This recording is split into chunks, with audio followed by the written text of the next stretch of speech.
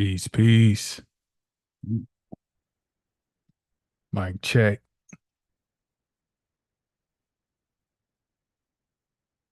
If you can hear me, you give me a one.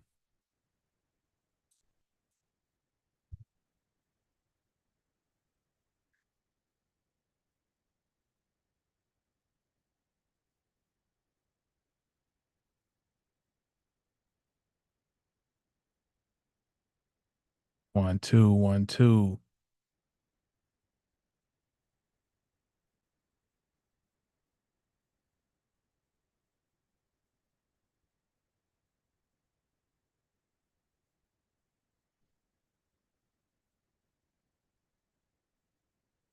One, two.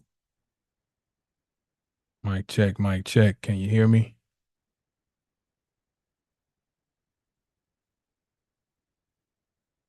Make sure my audio should be good. Oh, okay. Thank you, trumpets. Peace to everybody. Per usual, impromptu live. And won't be on here long. We're going to talk briefly about Mars conjoining Uranus, also pronounced Uranus, which is active as we speak. Let's see. Today is the July. Today is July 14th. Mars is at 25 of Taurus, and Uranus is at 26. So they are conjoining as we speak, and that will perfect. It will perfect tomorrow, Monday the 15th. So I'm sure by now all of you have heard about the news of the so-called former president who was involved in a attempted assassination. When was it? Let's see. It was on July 13th, so that was yesterday. And digging through different articles and accounts of the event, I was able to arrive at a time of 6:10 p.m. Butler, Pennsylvania. And so I cast a chart for that moment. And what I'm going to do is just do a brief exploration of some of the transits, but we're going to apply them to Donald Trump's chart. And this is just going to be a brief overview. If you want to have a more in-depth discussion, then you'll need to visit my site, 720astrology.com, click on 720 Sacred Teachings, and become a member of the classes where we have all types of discussions. Some things are better suited for somewhat, keyword somewhat, because you really don't have any privacy anymore, but somewhat more private venues. And we'll go more in depth on this. The classes are live. I'm getting ready to increase the frequency from, we're going to get to where we're going to meet every week. We currently got it set up to do every 2 weeks. And in addition to live classes, I'll be posting private content that will be available for the members. And I got some amazing stuff that I'm working on right now that I'll be um inshallah I'll be filming tomorrow for them, some of the recorded content. Um Bundles are available. Go to my site, 720astrology.com. Click on the Sacred Teachings, and you can get your bundle and sign up to become a member of the classes. All right. So, what I'm going to do is, and share this, share the broadcast, and do your due diligence. Share a like. If you haven't subscribed, go ahead and subscribe. I think we serving some good food over here. So you're invited to come on and feast on a regular basis. Let's get let me get Trump's chart pulled up. Hope everybody is doing well. We're gonna get this thing rolling. Let's see. Let me get his.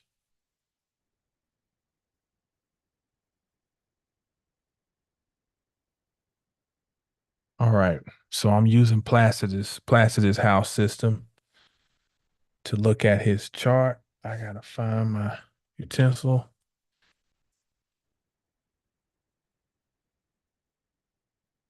All right. Can you all see the chart? Somebody let me know if you can see it, please. You should be able to see it, but just to be on the safe side.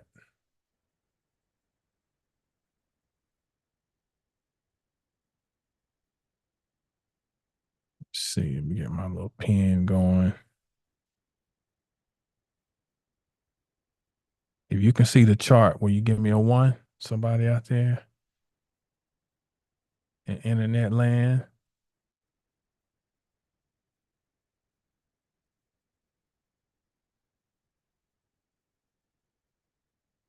Let's see. Okay, I'm gonna go ahead and roll. I don't know if y'all done fell asleep on me. Damn, I done put them to sleep already. I'm gonna go ahead and roll. Um, so this is Trump's chart.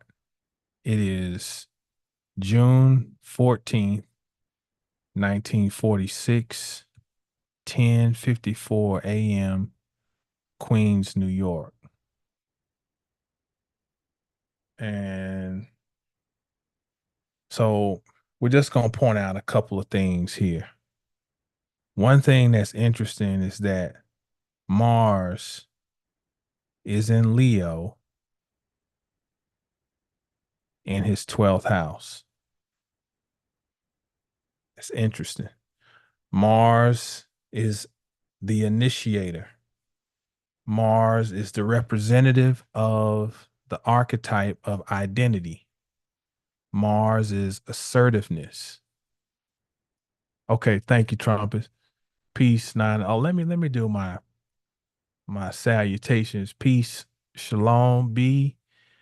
Peace, Sage. Peace, Tiger Lily. Peace, Trumpets. Peace, 911. All right. So it's interesting that the planet of assertiveness is in the 12th house, but it's in Leo. And everybody knows that the Donald, as we used to refer to him, the Donald has a very robust ego. Okay. Um, but there's something that is um this ego can lead to delusion. It's in the 12th house. But there's all something about also about it being elusive. As in, do you ever really know who this person really is? Now, why I'm hanging my hat on this Mars placement to start with is because at the time of the rally and the so-called attempt, you had Uranus at 26 of Taurus, and you had Mars approaching conjunction, already in range to be applying. It is at 25 of Taurus. So they are basically conjoined at this time. So what do we have here in his chart? We have a good old square. Good old square. Now, let's look at Mars and Uranus energetically.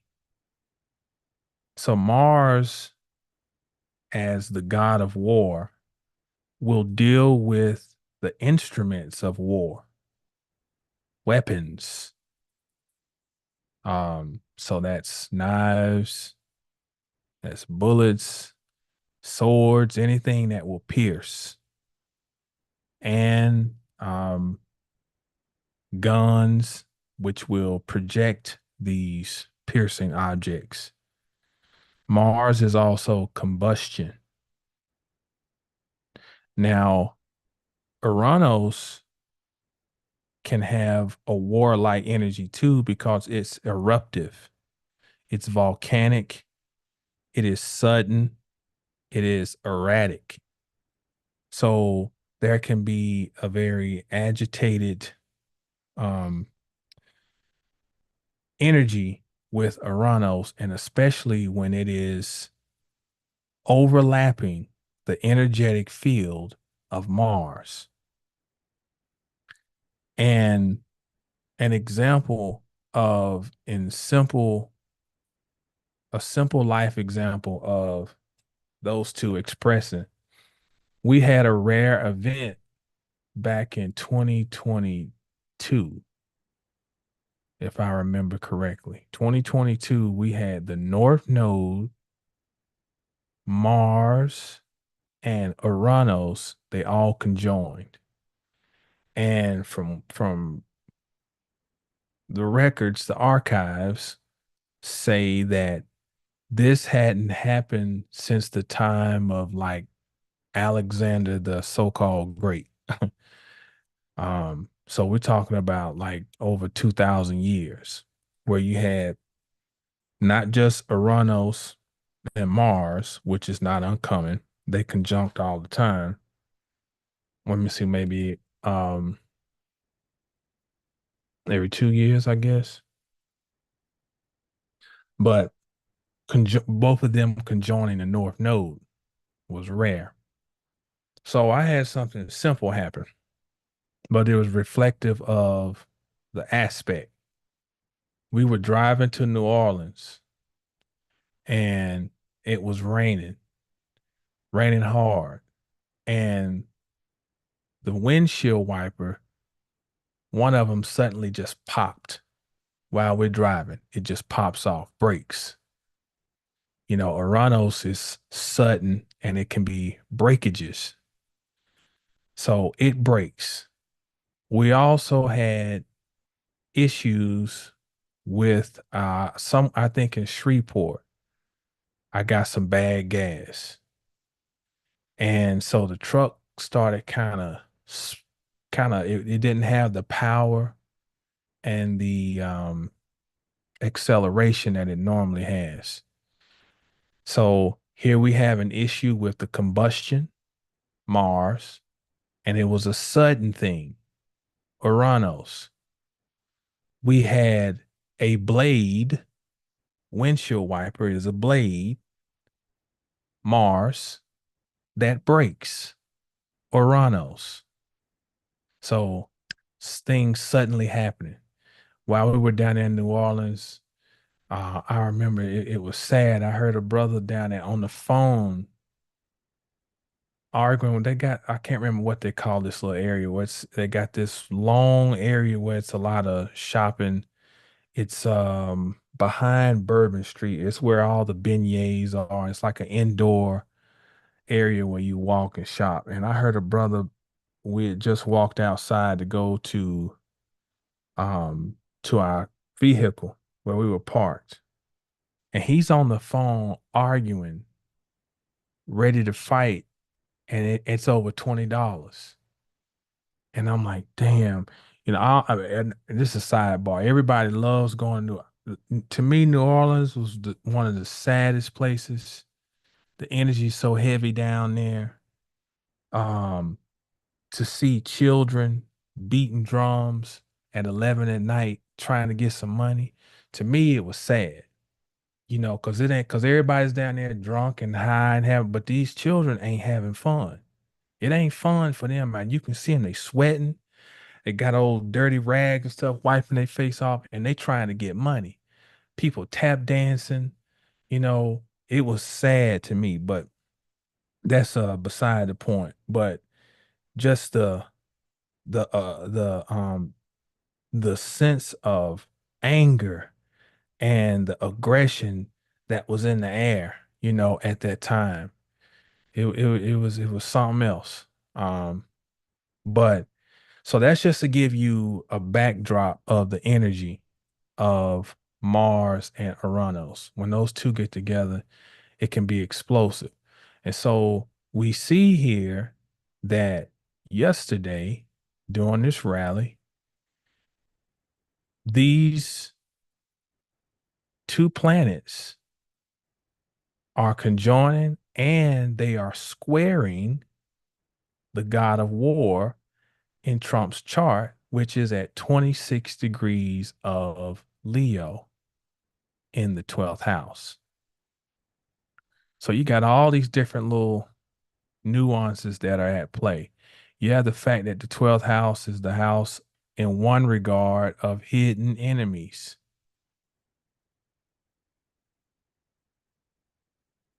That's a perfect scenario for someone who's somewhere trying to snipe you, a hidden enemy. But it's also in in Leo again. So it brings up this thing of this ego. Um, then you have um in his chart, we have Uranus and Mars in the ninth house, which is like it's some suggesting some type of ideological conflict, right? Because the ninth house is the house of, for one, it's our perspective, it's our truth. So everything was just, it was a perfect astronomical weather and setting for what happened. Question is, was it too perfect? At the same time, we had Neptune over here in his chart, which is retrograde, and it's at 29 of Pisces, and it's in a quincunx to um his natal Mars.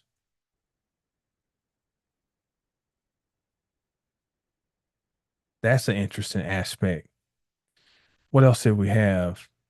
We have Saturn, which has now stationed direct, and at the time, did I say direct? I mean retrograde. Saturn is moving retrograde at 19 of Pisces. Let's see any aspects forming. It's squaring his sun. So we had a lot of malefic activity. Here's Saturn here at 19 retrograde squaring his sun and squaring Uranus in his chart. So there's this is that battle between what was and what has been and the future. Uranus is also it's breaking past the barrier of Saturn and into a future. Saturn is tradition, holding things as they have been, the so-called establishment. Um, you hear that term in politics. Peace, love, star. So you got all these things, in the mythology, Uranus is castrated by Saturn. So Saturn also, we said tradition and it's the status quo. Saturn's also time. So that drama is also showing us um how time it's almost like an attempt to prevent the future, an attempt to stop time. So man, you got all these things at play. So there's a lot here that makes this look like it could have been a real event, that it could have been a fated moment. But then we have the fact that there's this 12th house involvement, which is not just hidden enemies, but the 12th um and also the 8th can be deception. And then you have Neptune over here, which is in a quincunx with Mars, and Mars is the agent of identity. Okay. It is the active agent of the archetype of I am or identity. So we had to question whether things are true. Are things what they appear to be? What else we have at that? We had Mercury is at 17 of Leo at the time. So it is in the beams of the sun. So it's starting to get burned up because it's approaching combustion.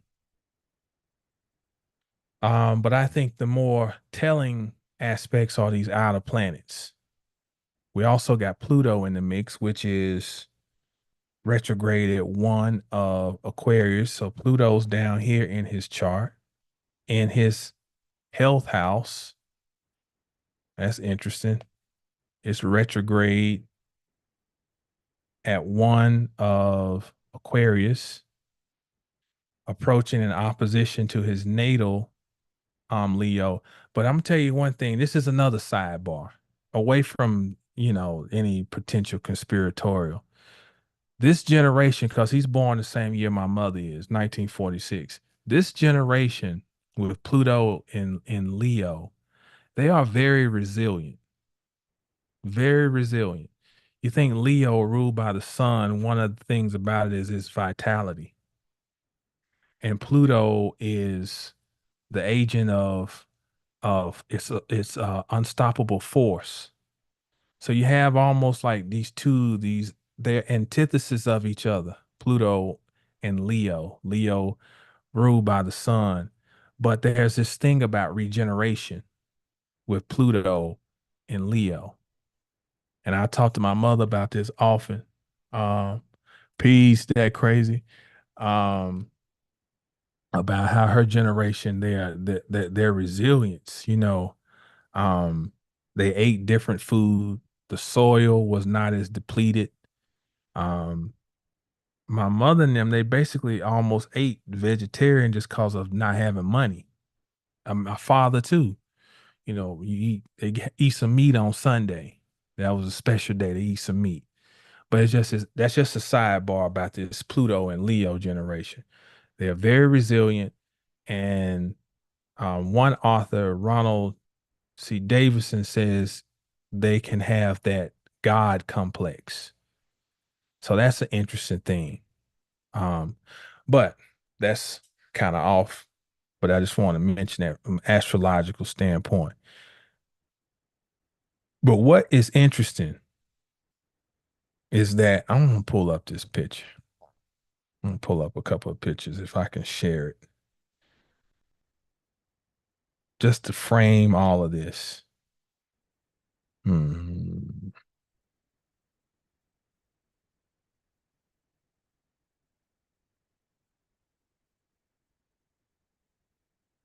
Let me let me share that. If you remember, can y'all see this picture with Trump with Vince McMahon? This is Vince McMahon of WWE, World Wrestling Entertainment, you know? And then I mean, you can find a whole bunch of these pictures online. You can, let's see,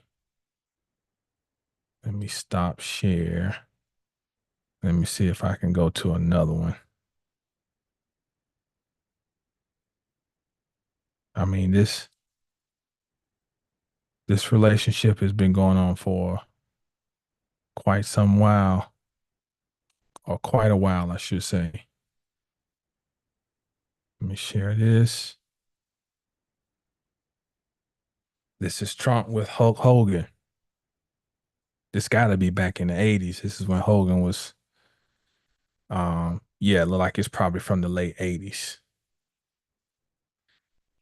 So here's this long-standing relationship between Trump and Love Star says she remember this episode as a kid. Yeah. So there's this long-standing relationship between Trump and the WWE. If you remember too, that was it '07? Remember Trump was on the Apprentice, okay? And he was his famous lines were, you know, you you alienated all your team members, you're fired, and that's what you were waiting for. Who's he gonna fire? The Apprentice. So this is in the earlier days of reality TV. And think before reality TV was a thing, one of the original, before we even called it reality TV, was Cops, right?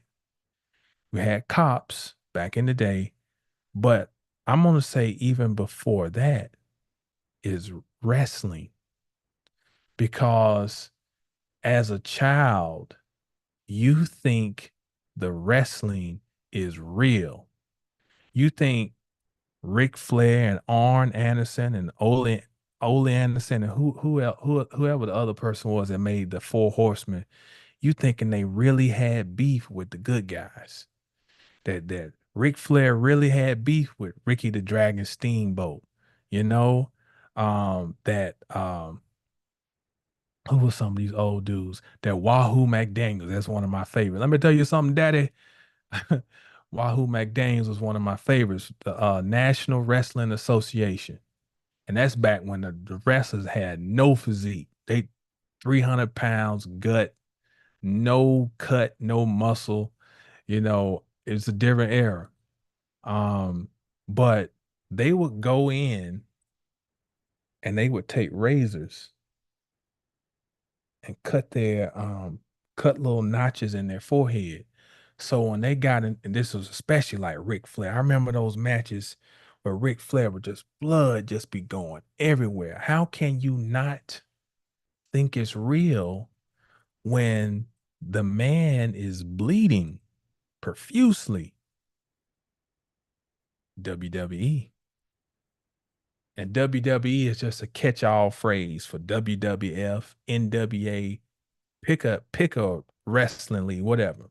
But we're just gonna use WWE as the catch-all title. What were they showing us? Because WWE was able to combine elements of soap opera because they gave you drama, okay?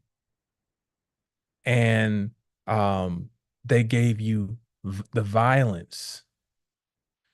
They would give you sexual stimulation because they would start bringing in the scantily clad women.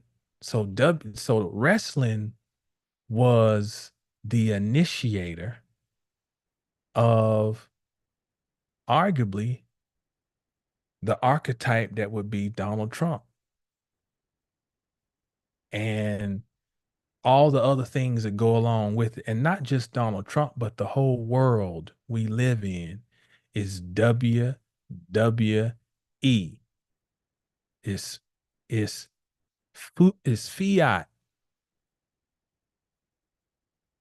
you know, it's entertainment. So Ric Flair would go in and cut his head, and they would slam his head on the turnbuckles or rub his head on the ropes, and that blood would just start just. I think back to the event. Um, Love Star said you couldn't tell me that it wasn't real. Me too. Couldn't tell me, you know. I'm trying to think of something. Yeah, I'm saying I'm gonna get y'all remember Rufus Freight Train Jones, Kabuki, Junkyard Dog, Andre the Giant. I'm mixing up leagues now, but either way, just oh man, that was yeah. Saturday morning wrestling. And then if you could go to the actual civic center and see him wrestle, it was like going to see the gods, you know, to see Ric Flair in person. Oh shit. Yeah. But when you see the blood on the ear and you see the the fist raised, you know, we're not gonna take it. You know, I can't say for sure what's real or not in this world, but um I can be indifferent. And I think that's kind of the message that needs to be conveyed. Um Indifference. You know, the reason I'm even late to having this conversation, you know, like to be a internet person or YouTube or a social media, it's like you got to be headline news. Something happened, you got to try to race to get online and give your commentary. But you know, for me, I got Saturn opposing my sun. So uh, I had to learn over these 47 years, it ain't my game to try to race to be Johnny on the spot and beat people because it ain't my when CD players came out, like I remember when Outkast came out in 94, I was a junior in high school. And I remember some of my classmates talking about, oh man, track number 17. I'm thinking, track 17? What you talking about? Because I'm still riding with a tape deck. I was riding with a tape deck until probably like 2000. CDs had been out. So my point is, I'm late. I come late to the show. It's not for me to try to beat to the punch.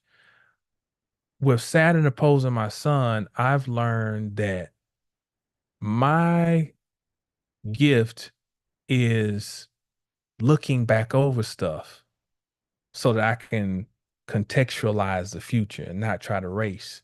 So that's why I'm on here a day late, you know. And my original point was that I've been taking care of individual life stuff, children, you know, traveling, getting them where they need to get, getting back here. Got to take care of my clients, got to take care of my members in my classes. I got to get information in them. I got bundles I got to get out. I got books I got to get out. And thank you to everybody who's been supporting and buying the books and the bundles and signing up for the classes. I promise you, you won't regret your investment. Um, but the point is, I've been engulfed in my shit. And I'm gonna tell you, I think this is part of the game right now. The game is attention, you know. One of my homeboys, Dap, was just talking about how um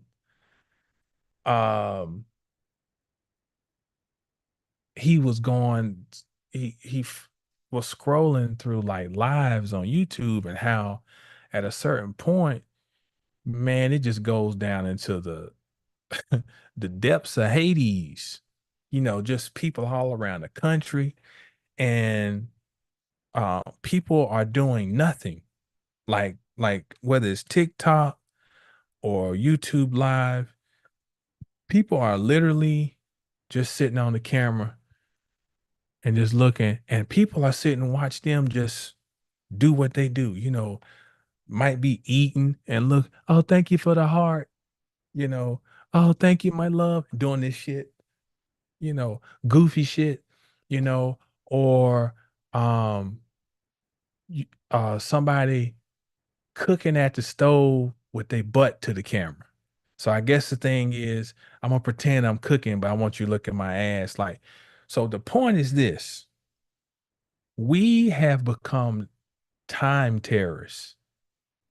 We, and I'm not saying we, I'm saying we as a general term, the collective, the knuckle draggers of sorts have bought into the game of just, I want your time. Give me your time and give me your attention. And I ain't giving you nothing in return. Nothing of value, nothing of substance. Just give me your time and give me your attention, because attention is currency now. And even if somebody ain't getting paid, they just feeding off the ego drive, the dopamine drive of just, I got your attention. You looking at me. Yeah. Yeah. Look at me do nothing. And I think that's one of the greatest conspiracies right now. And we're all involved in it. At least, well, I'm not, the collective, much of the collective is involved in it. No substance. And so things will happen in media. Like tomorrow, it's going to be something else. The next day, it's going to be something else. Look at me. Look at me. Look at me. And what happens is, in my humble opinion, the goal is to hamstring one's attention so much that one never really gets down to the essence of living their own life. And I'm talking about from the most mundane to the most profound. So we're talking from just, hey, running your day-to-day life. Like, are you organized? Are you feeling overwhelmed? Did you take time to write you a list out? I sat here today and I had to write me a list of things to do, you know, and every little thing I wipe off that list, it reinvigorates me. I feel accomplished. If even if it's something simple, going to the post office, that I got it done. I feel like I'm accomplishing something. There's an attempt to rob you and I of just that little simple feeling of accomplishment, because these things are addictive. You know, you go down this rabbit hole, and and just you look up and damn, it's 30 minutes gone by. You fucked off time, you know? And then let's not even get into your actual um soul development, like taking time to study or meditate or be still, you know, to reflect, to go inside yourself and seek knowledge yourself and understand why and how you are. Nobody, there's no encouragement of that. I mean, even on TikTok, I have the opportunity. I can go and join the little partnership thing, and you can sell. And I'm like, yo, man, it's like I too can become a time assassin. Well, I just get on there. I'm like, you see these highlighters? Man, let me tell you, I ain't gonna gatekeep. That's a new thing. I ain't gonna gatekeep. I'm gonna put y'all down on this. This gotta be the best highlighter that I ever had. It's on Temu. It's only $13.06. Man, I'm telling you, go get this now. You're gonna highlight this and your whole world gonna light up. Just crazy shit, man. What's being tested is our integrity. Like we're being trolled right now. We're being trolled. Like it's so obvious that things ain't real. It's so obvious that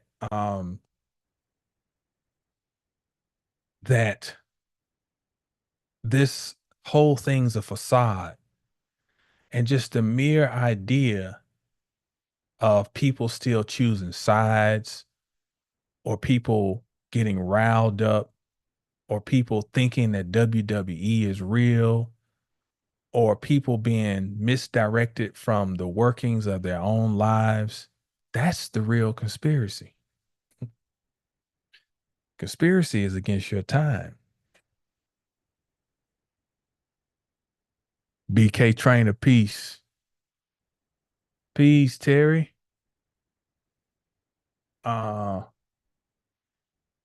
it's but yeah, it's some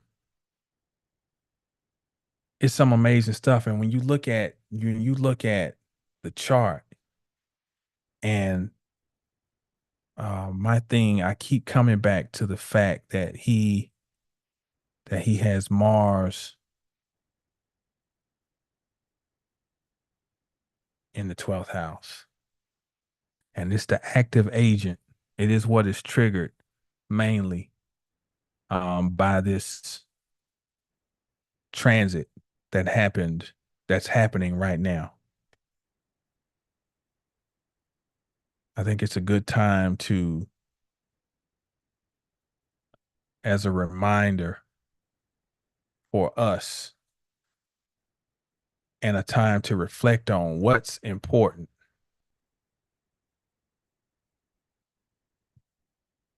What's important? Because the world around us is going to unravel more and more and more. And I mean, if you want entertainment, there will be no shortage of entertainment. If you want conspiracy, there will be no shortage of conspiracy. If you want controversy, there will be no shortage, you know? And then what it does is it really is testing our ability to hone in on ourselves. Remember, like I said, the last broadcast, Saturn's over here in Pisces as well as Neptune. When they complete their retrograde, they will not turn back, as in their forward movement will propel both of them over the next few months into Aries. So, what is reality? See, think about it. Neptune will move into Aries. Here we have an event that just so happens to involve a person who has Mars, the ruler of Aries, in Pisces, which is modernly ruled by Neptune. So it is mirroring, in some regards, the energy of Neptune moving in Aries, as in, who am I? What am I? What energy am I drawing to me? And so here we got this shit show. You want entertainment? I'll entertain you. Then you have to also ask, what else is going on nationally and internationally that is not being reported on. We do know there's all types of strife in France. Um, I think there's something going on in Germany as far as uprising. Um, and it's like the news hasn't quite hit here. Like the second shoe hasn't dropped here when it comes to the economy. But we know now we're all linked into this so-called global economy. So if something's going on in France and Germany and probably other places as well, then what is being propped up here to maybe prevent the people from understanding that they're in a boil, a pot of water that's approaching the boiling point, and we're being entertained and lulled to sleep. Neptune, Pisces, sleep, sleepiness, you know, off into a daze. So, some things to think about. At the end of the day, it always points back to self. Where's the North Node right now? In Aries. In Aries. Self is the order of the day. Not, and this is not to suggest selfishness, but self as in self responsibility. And the root of the word responsibility is response. Respond. That's the ability to answer the call of your existence at all levels. The ability to respond, to answer.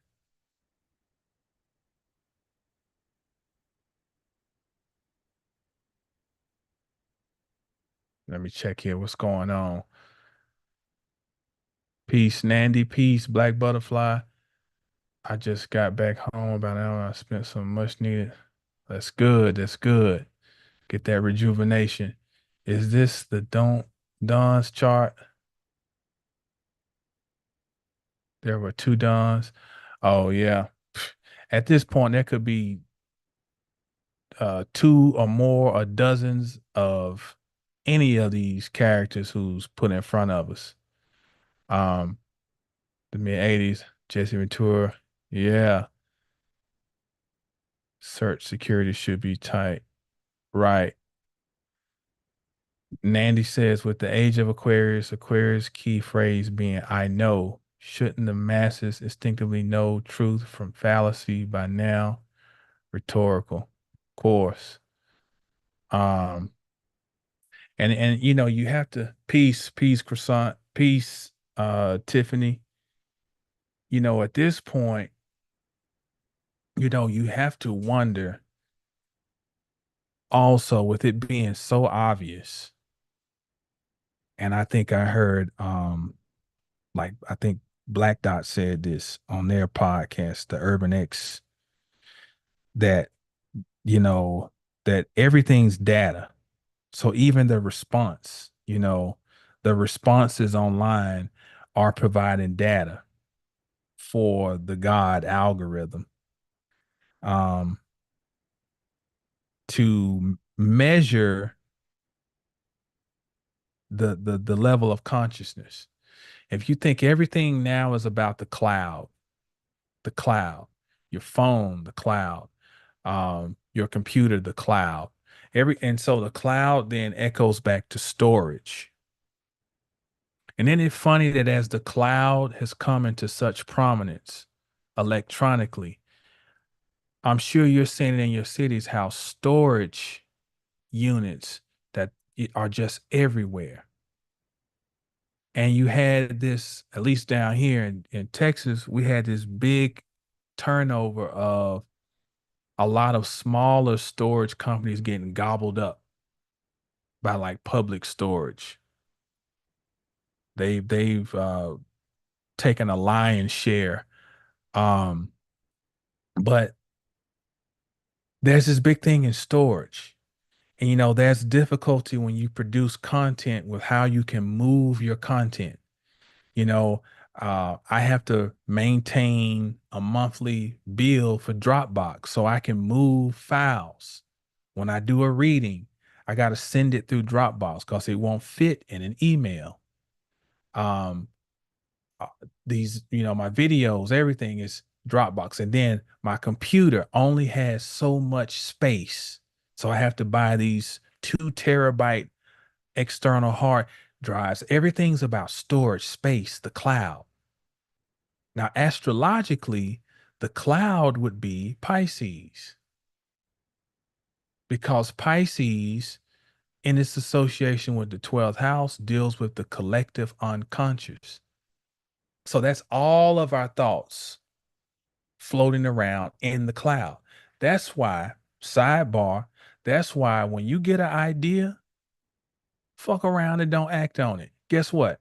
Somebody else can be walking by as something is floating down the stream. You saw the same fish and you didn't act on it. And they came out like, oh man, I see a fish right there. I'm hungry. They reach out and grab it. And you think, man, that was my idea. It wasn't your idea. It was in the cloud or it was in the stream and you didn't act on it. So that's one sidebar. The other is that the collective, listen to the term collective unconscious. What does that mean? That means our thoughts create weather patterns, mental weather patterns, or what we call thought forms. You can go into a city and you can feel the heaviness sometimes in the city. You can go into certain neighborhoods and feel the heaviness depending on your level of sensitivity. And that's because the thoughts that have been emitted into that area have created a dome, an energetic dome.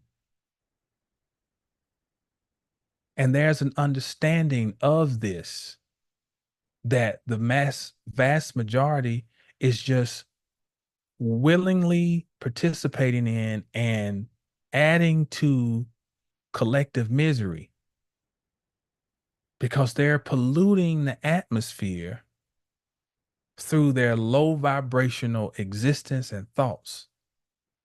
Automatism is a pollutant. So we're in a space right now where all these things are ultimately hoping to galvanize enough low-level thought, whether it's the diehard Democrat who's like, oh, see, Biden got to take advantage of this, because this is a good reason to say, well, we got to stop these guns. You see, that's pollutant. Like you're not even seeing the whole picture. Or you got the diehard Trump. We're not gonna take it. We got these crazy people riding around here with Trump flags and don't tread on me. The little snake on the yellow flag, and they riding up and down the street, going into Target with a gun on the hip. Like you coward, you that weak that you got to walk with a gun just to go shop. First of all, that's the most dangerous thing to have because if you're not at least 15 feet away, and you're not some trained gunslinger, that gun ain't gonna help you in no hand-to-hand combat, but they're so scared. And I'm not no person who's about I'm all for having the right to protect yourself, but you got to have a gun to go in Sam's. You that I can't some certain words you can't say on. You that big of a chump. You that scary. Come on. But so you got all this is low level energy. Then you got the people um who don't care because they knuckles drag so low. They don't even care about politics anyway. But they're doing all types of other savage shit. All these pollutants, and it goes across the socioeconomic barrier. You see the same savages at Costco that you see at Sam's. They just got more money. They drive Acuras and Lexuses at Costco, and at Sam's they driving a Cavalier. But this is same savage pollutants. And so you put these things out into media. Media is also Pisces because it's illusion. Media, magic, Pisces. So you use media to steer the low consciousness. And then it adds more pollutants to the atmosphere. So if you have some measure of awareness, you're digging through all this muck, you know? It's like trying to drive when it's real foggy outside and you're trying to run your defrost and your windshield wipe. You got little napkins on the inside of your window just so you can see through all this muck, this buildup. And ultimately, what you're trying to make sure you don't lose sight of again is yourself.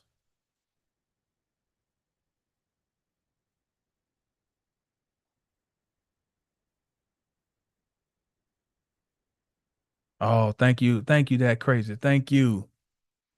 Thank you. You're most welcome. Um,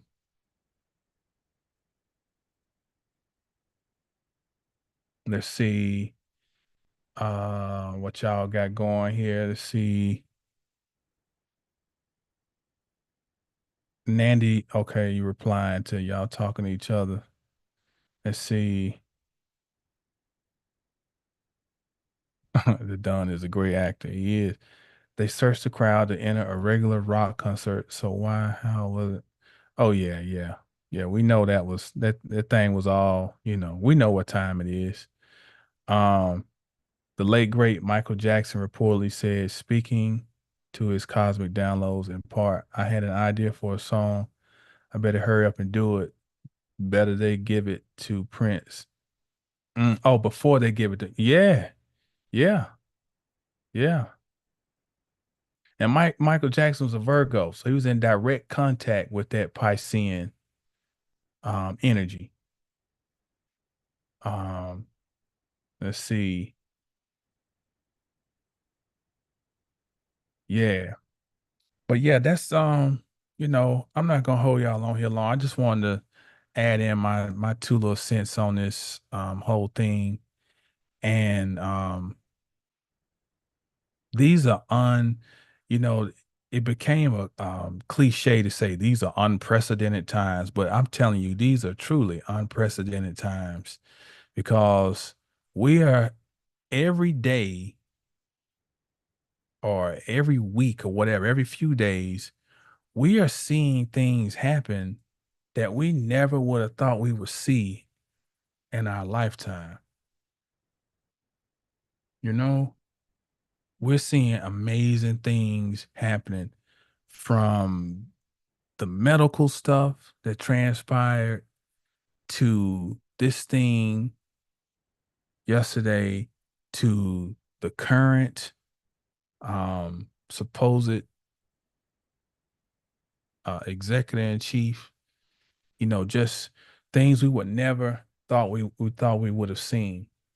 And it makes you reflect back to, you know, the conversation about the Pluto return of the US, which is one,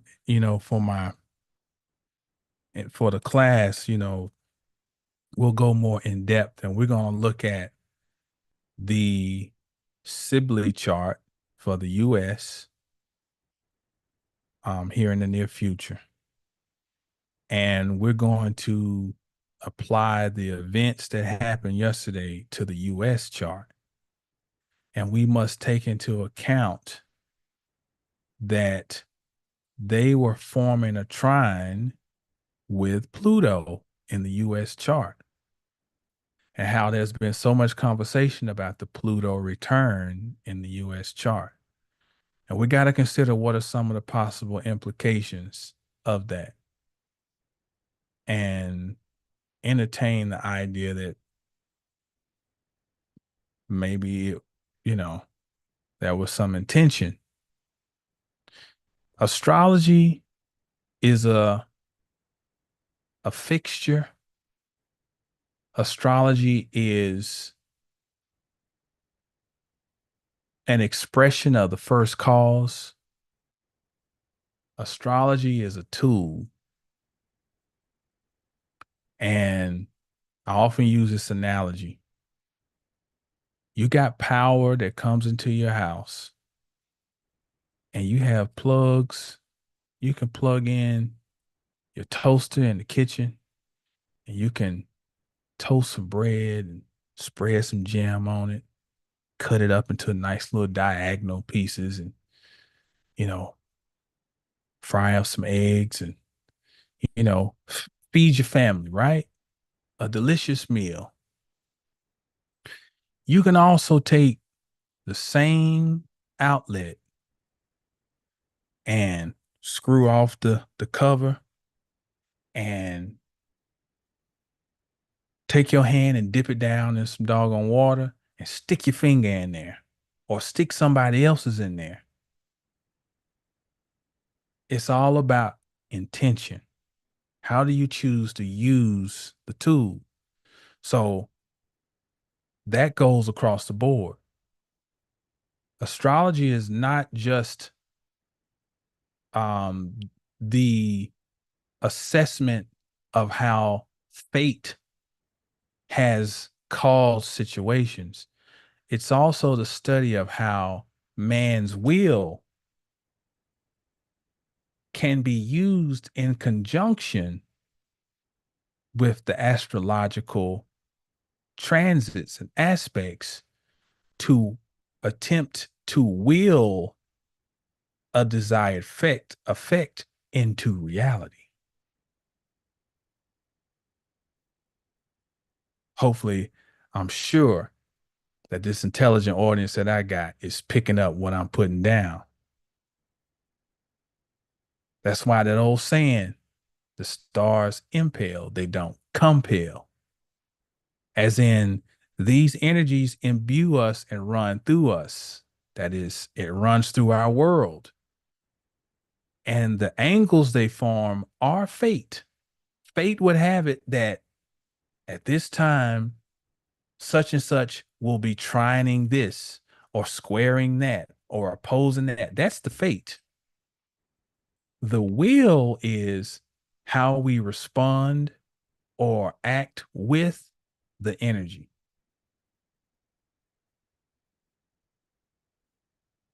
So they don't compel, they impel, they imbue our reality, but we have the choice of how we act with them. And then the way we act with these are also indication of our level of consciousness.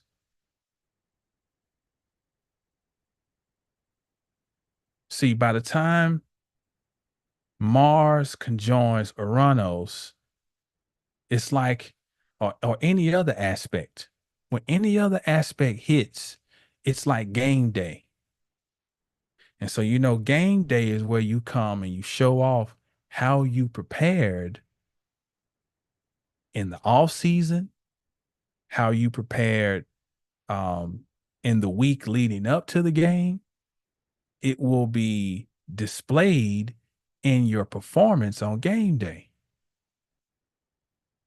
So when we have an aspect like Mars conjoining Uranus, it's going to reflect like what type of work you've been doing on yourself or that you haven't been doing, because it'll show and how you will get grabbed up in the energy, your ability to catch yourself.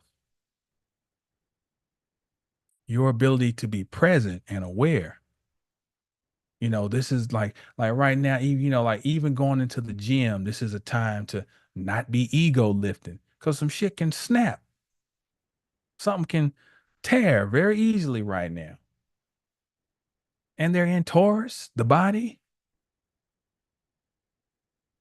So it's these things are testing your lead up. They're testing what work you've done leading up to these aspects. And when we start thinking that way, now we're thinking on the level of being evolved and actually living life and not being lived by what life gives us.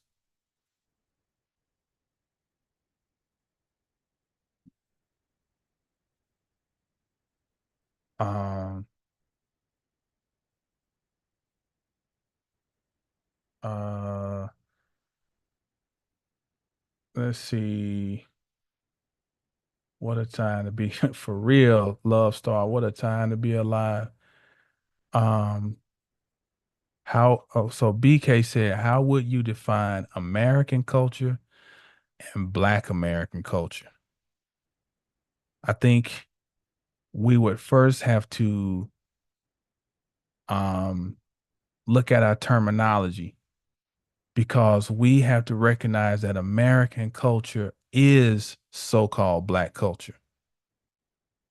Okay, look, we're going let's do this. Let's do this. We're gonna give you a glimpse of what if we were in class, I'm gonna give you a glimpse of how I would address this. What I would do is I'm trying to find my little where my thing where I can write. Uh Shit, they changed this up. I used to have a whiteboard where I could write on here. Uh Layout. Where is it at? Okay. Let me see if I can shit. Where's my I'm gonna have to get this figured out for my next class because I gotta be able to write.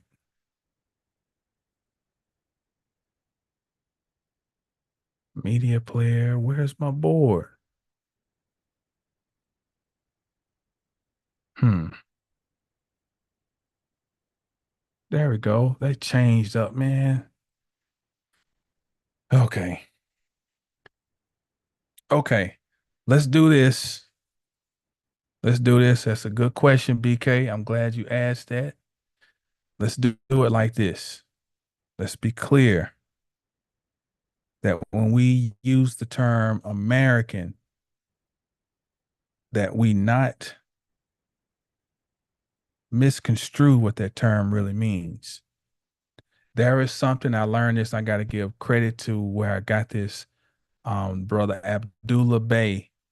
I knew about this concept, but I didn't know that this was the actual term for it because I found this in a series of books that I shared with my class last session. This is it's called prothesis.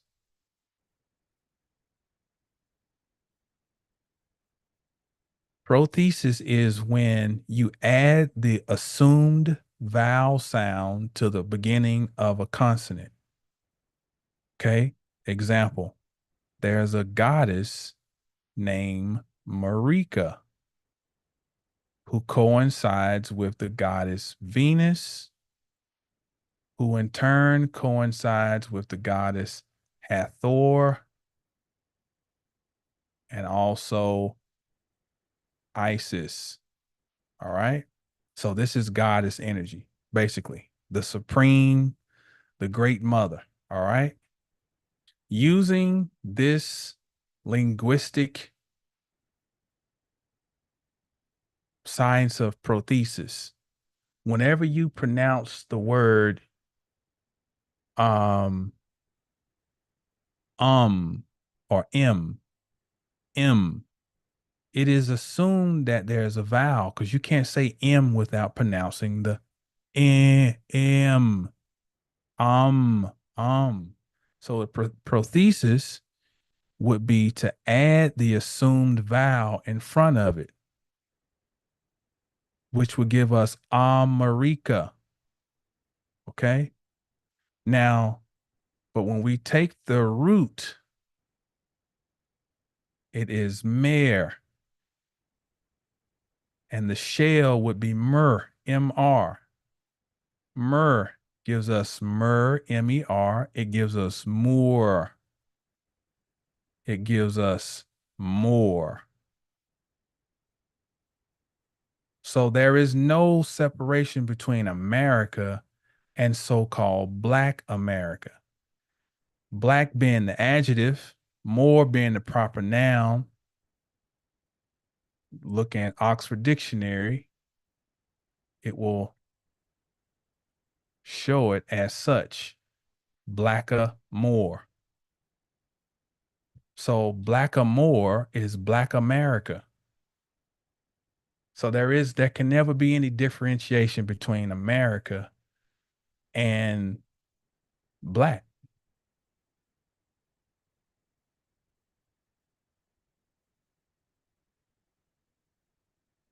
So American culture is anything that you do is American culture. Peace to Kaya or Takia. I don't know which one, so pardon me. Smarter than you, peace, good brother. Um, he said came a long way from the live with one viewer. You know what? And I still usually get down with one viewer. One person on the live, we're gonna get down. Um, I've been looking at Takai said I've been looking at my chart in reference to algal, the fixed star. Yeah, I gotta pay more attention to the fixed stars. Um, Electric Lady. Peace. Say you're a gangster. Um, Peace, Starseed. Uh, oh, Takai, she said the Goddess Book of Days. Yeah, I got that on my Amazon list. I gotta get it. So many ISIS synchronicities lately. As Croissant said, I've been seeing so many ISIS synchronicities lately. Um, uh, Peace, Shauna. Uh, Evolving out loud. Boy, she said, peace. She said, please on Neville Goddard. Yeah, I answered you on. Yeah, I know all about Neville Goddard. Neville Goddard is early 1900s mysterious man who came here from Barbados. Okay.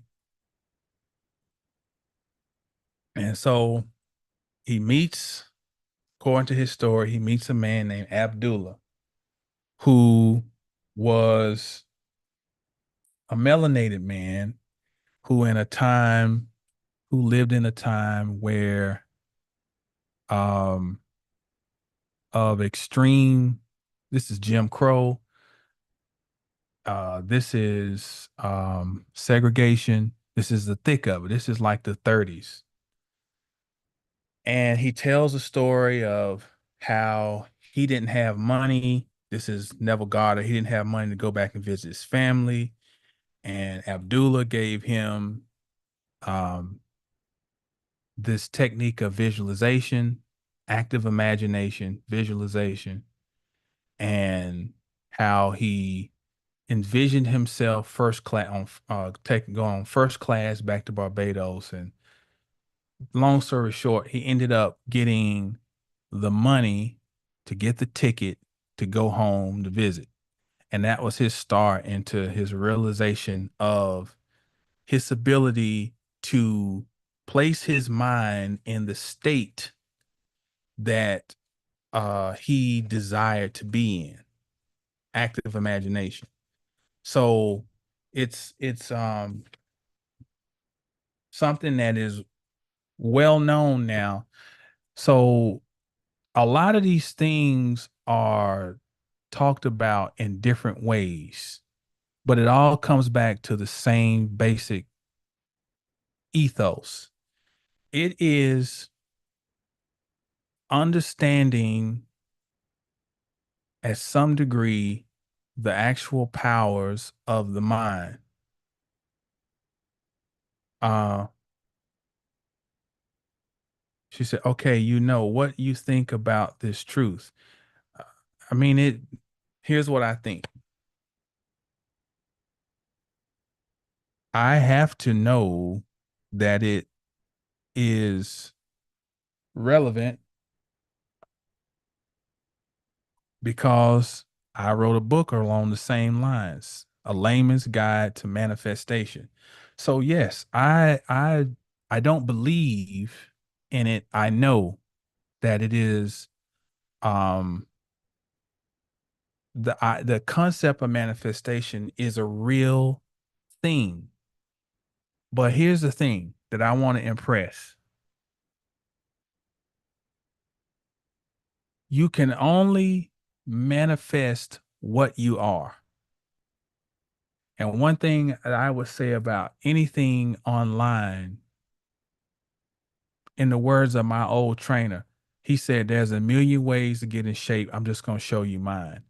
There's a million ways to draw to yourself what you desire. But I think the techniques and things are secondary. It is the ability to embody the state that you desire that is tantamount to achieving what you desire. And a lot of that is really not quote unquote magical or mysterious. The fact that you can do these rudimentary things and move yourself into this desired state, that's the magic. But the actual application is not magical in the sense that we may think it is from a Hollywood standpoint. A lot of the arranging of a reality that is desired is based on has a lot to do with Saturn, which is a lot of what I touch on in this is Saturn. So so what is Saturn? Work, discipline, endurance. And so the real secret is a lot of people don't bring into reality what they desire because they don't really embody or um, trust that they're capable. So when shit gets a little tough, they cave in because they don't really in their mind believe in themselves. So Saturn comes along to trust, I mean, not to trust, but to test. Are you really as magical as you think you are? Because you want it to be like, I snap my finger and bam, there it is. And so then we start to think that my manifestation processes are not working because I did all this stuff. I wrote all this stuff down. I did this technique. And it's like, damn, but that's secondary. The primary is your mind has to take on the image of that which you desire. So first you have to see it. That's the magical. Like you actually have to imagine yourself in the state that you would see yourself to be. Sometimes that's hard to do because you're so um you may be so programmed by the trauma of where you've been that it's hard to see yourself in this new reality. Okay. But let's say you get that. You're able to sit, you can actually see yourself in this energy. Okay. Then you have to act under the assumption of the energy. Let's take in business. A lot of people want to make such and such amount of money, but they're run the business like a hustle. So you're manifesting backwards because you want all this and that, but you don't, but you still don't see yourself as an institution. So you run your stuff like like you selling fish dinners in the neighborhood. So sometimes it's just that simple. Like you got to really see yourself. Like I see myself as this. So then I have to do all these little things to that. How would an institution of this magnitude function? So I had to keep going back and tinkering my processes, tinkering. Somebody gave me a critique, said, okay, um, I got the bundle and I didn't get any follow up because you got so many people that burn you online. So I had to take that. So I had to make sure that when I get the message somebody got a bundle, I got to go in and manually send them an email, let them know I received your order, and when I ship it out, you're gonna get a um tracking number. So when I go to the mailbox tomorrow, all the people I send out stuff to, I got to come back home and I got to make sure I send them the tracking number because I envision myself as being at a certain level. So I have to. So what I'm trying to say is the manifestation is part magic, but the other part is the chopping wood.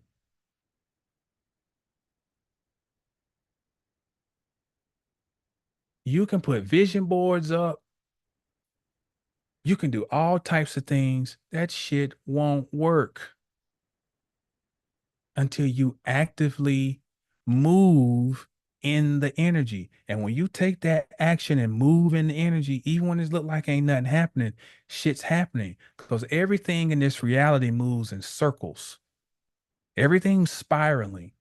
And what happens is you start collecting atoms relative to what you look to bring into reality. And they start forming a spiral. And you can't see it because it's subtle. And the more you keep doing that shit, what happens is it's centripetal. They start to coagulate around you until finally you see like, oh shit, I'm starting to see this shit happen. That's the magic. That there are forces moving around you that you cannot see with the physical eye. But by you doing things that don't seem like they actually may be accomplishing, but you being consistent. Anybody who knows anything about the magician works in secrecy and is consistent. Stuff you see on the TV and the movies, shit ain't real. The real stuff has no fanfare. It's done slow. If you really want to learn magic, find you a Capricorn in your life where they go and disappear from the world. Find you a magical Capricorn and they'll reappear and they've built the whole house. I've seen my uncle do it. Take a garage, disappear from the world, and turn a garage into a house, into an estate. That's magical shit because he saw all of that before he did it. Then he applied all that Capricorn just slowly. So, uh,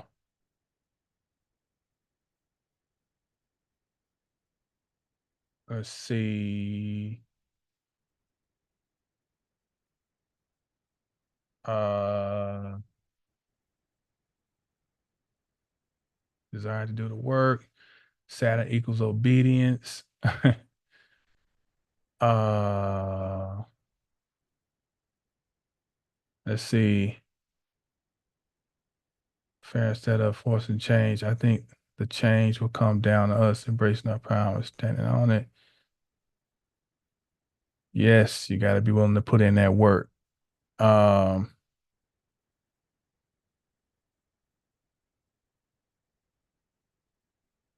okay.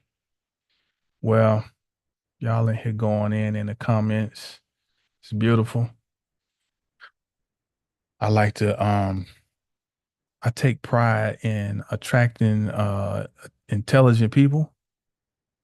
And when you hear people saying talking about intercepted houses, we got people on here who study, you know.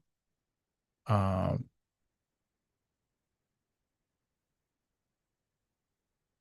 so I think I've said my piece. Damn, it's approaching midnight. Uh, it's time to shut it down. But yeah, I invite you as always to visit my site, see all the offerings. So much going on over there. Readings, coaching, learning tools, bundle, book. Um, I don't have my next time I get on, I'm gonna have to share with you all my secret book. Uh Shauna says, I enjoy your teaching so much. It's so easy to understand. Thank you. Thank you. Um, I have a secret book that I wrote about 9 years ago. Um, and I am bringing it back out, but I'll share that on the uh